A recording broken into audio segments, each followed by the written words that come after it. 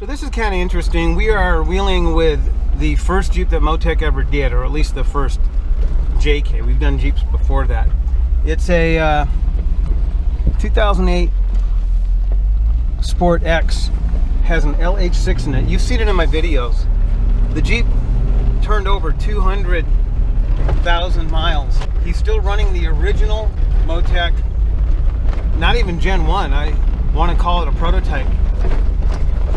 It's running the hand fabricated brackets that we use for prototypes of the steel brackets, which then became our billet brackets.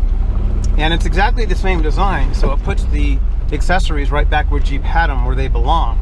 That way we could use the stock AC hoses, power steering lines, electrical hookups, maintain smart charging.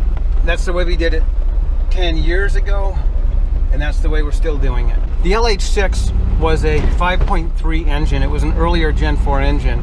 It was very similar to the LC9, but it didn't have VVT, variable valve timing.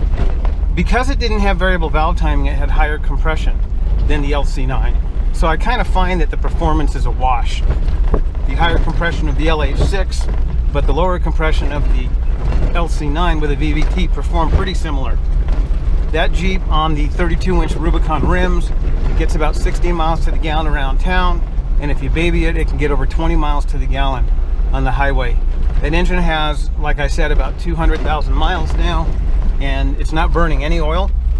I suspect it probably will start wearing out in about 50,000 miles, anywhere from 50 to 100,000 miles from now, because that's about the lifespan of an LS that's well taken care of.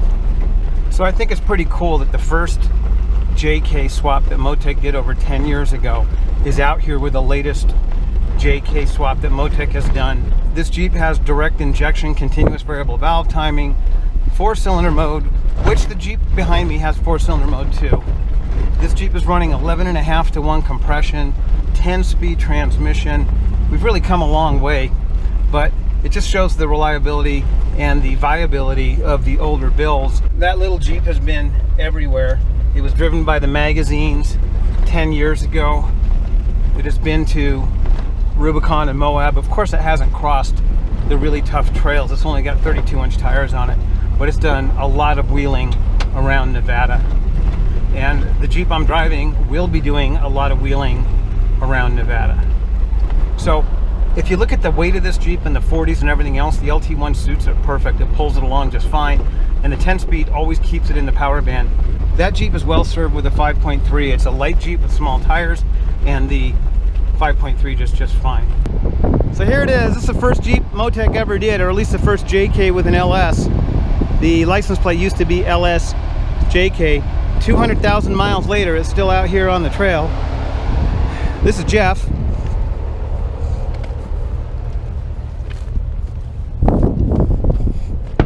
That happened when a tree ran into me, backed into me. And that's pretty much it. It's a pretty clean Jeep. So here we go. This is a 5.3 LH6. You can see that the air intake tube is very similar to the one we run today. Power steering reservoirs in the same place. We do run a different bracket though. And these accessories are in the same spot. Now if you look carefully, you'll notice that these are steel brackets, not aluminum. And this power steering pump is actually tensioned by loosening those bolts and then swinging the power steering pump over. We didn't run a tensioner back then. This harness is getting a little old. You can see that the split limb's falling off. We used to run a muffler in our AC lines back in the day. But there you go, 200,000 miles on this early JK. So we'll see you in the next video.